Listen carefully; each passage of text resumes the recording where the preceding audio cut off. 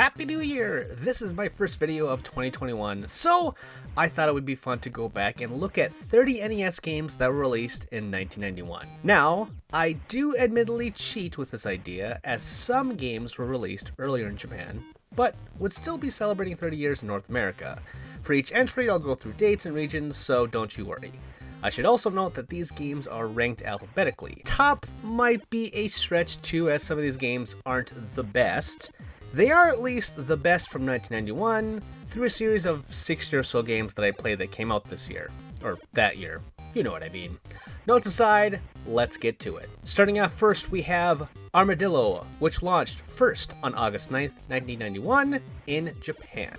It is a unique platformer that tries to merge Mario's and Sonic's best qualities into something unique, but perhaps altogether average. Set in the Old West, you are an armadillo cowboy trying to stop a gang. Levels are placed on a board with a boss waiting on the other end. I'm not sure why it was important to add tiles to claim in between levels, but whatever. Once you're in, you can jump and roll around, like I said, akin to Sonic. While there are power-ups, they seem far and few between. An English patch is not needed to enjoy this game, but there is one if you're curious. Next, we have Asmik-Kun Land, which launched first on December 20th, 1981 in Japan. This game is an adorable but super basic platformer starring a pink dinosaur who seemingly farts on enemies to defeat them. In doing so, like Yoshi, they get turned into eggs, which don't come into play until a boss fight. First though, levels are extremely linear without much to do, and in turn are overly long. Then, when you eventually reach a boss, it turns into a weird rock, paper, scissors game. If you win, you get to move ahead on the board, but if you lose an egg. Lose all collected eggs, and that's it. Boss battles and menus are in Japanese, and while there is an English fan patch, it is only partially completed, making it difficult to get through said bosses. But that's okay, because I don't recommend this one very much. I do recommend this next one, which is Bananian Uija no Daiboken, or Banana Prince, which launched first in Japan on December 20th, 1991. Unlike the last two, this did release outside of Japan in February 1992, but only in Germany, oddly enough. Anyway, this game is awesome to get started. It's colorful and looks good for an NES game to boot. It also controls well, and there are a lot of powers and a variety in the gameplay, from different items to buy in stores to tons of mini-games. Your core powers involve clubbing fools and growing plants to hop over gaps. I really recommend it, and yes, there is a good English patch out there. Moving on, we have Chaos World, which launched first on October 25th, 1991 in Japan. As is tradition for RPGs, you can choose a class from several akin to Final Fantasy. You begin alone with a basic skill set, but eventually hire soldiers in towns. The game also allows you to use an auto-battle tactical menu, which seems big for an NES game.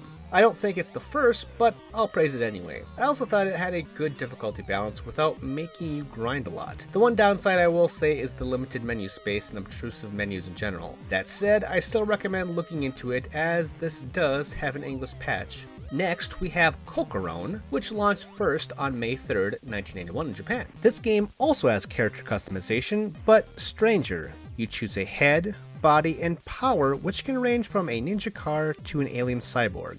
Characters look like Mega Man sprites, no matter what. The game overall is super colorful and imaginative, especially one level made out of cheese with a lake of milk. Also, like Mega Man, you get to choose what stage to tackle first, and big bosses are waiting at the end of them. It's okay with a light recommendation from me. I praise it mostly for its creativity, and yes, there is a patch. Okay, let's get to Dark Lord, which launched first on February 8th, 1991 in Japan. This RPG also allows players to choose a class and gender in the beginning, although it is much more limited between a fighter and wizard. It also feels more like a budget RPG, with you taking on requests in the town via a set of menus, and then zapping right to a dungeon for adventure. It is extremely hard, with a lot of grinding involved, even more so than a lot of RPGs from this time. I like the look and battle system in its semi-tactical turn-based nature, but it wasn't for me on a whole. Not bad, just unevenly paced. For those curious, yes, once again, there is an English patch. Let's get to Faria, a world of mystery and danger,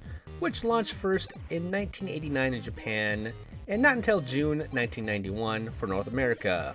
Yay! We finally have a North American release.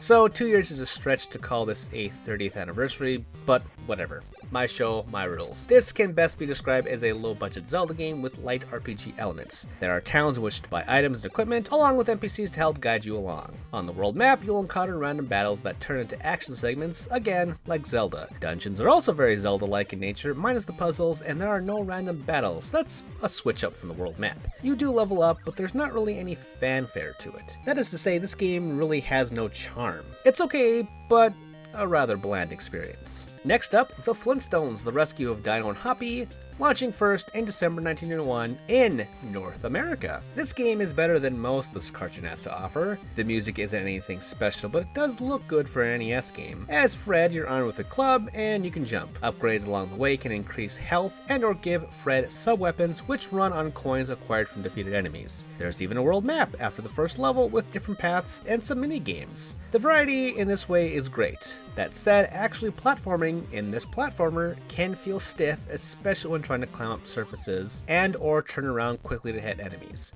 Even ducking has its limits. This is all to say it's a tough game and mediocre at best as a general review. Getting close to the end here, we have Fuzzical Fighter, launching first on May 17th, 1901, going back to Japan. So here I thought Kingdom Hearts was the only RPG to feature shooting segments via the gummy ship, and then I dug up this game. It's set in a kingdom being bombarded by monsters, and you're a chosen pilot asked to defeat said monsters with your ship, which sort of looks like a normal spaceship with a tadpole tail. Like other horizontal shooters of the time, you scroll from left to right, blasting everything that comes across your path. Every monster slain is converted into gold points, which can be used in between stages at various castles in order to recharge health, buy items, or new equipment to sort of level up your ship. It's one of those neat ideas that doesn't quite have enough to it. What really sets it back are the graphics and animations, which are cheap, especially compared to some other lookers on this list. There is a translation out there if you're curious. Last but not least, G.I. Joe, A Real American Hero, launching first in January 1991 for North America. It's a pretty basic run and gun shooter similar to Contra. The big difference here is the licenses and the fact that you get to choose your squad of 3 for a mission. While their weapons do differ, they are marginal changes at best. That's not to say the game wasn't fun, because I did enjoy it. There's just not a lot here to call it a classic. I can at least safely say it's better than most license-based games of this era. And that's the end of part 1. But you can bet those nostalgia eyes that there will be more to come soon. Did you like that video? If you did, please like, subscribe, and spread the good word of ReActionExaminer. If you want to read more of my stuff, you can find a plethora of my articles over at TheGamer and Game Rant. All of those links and more are in the show notes below. Thanks for watching!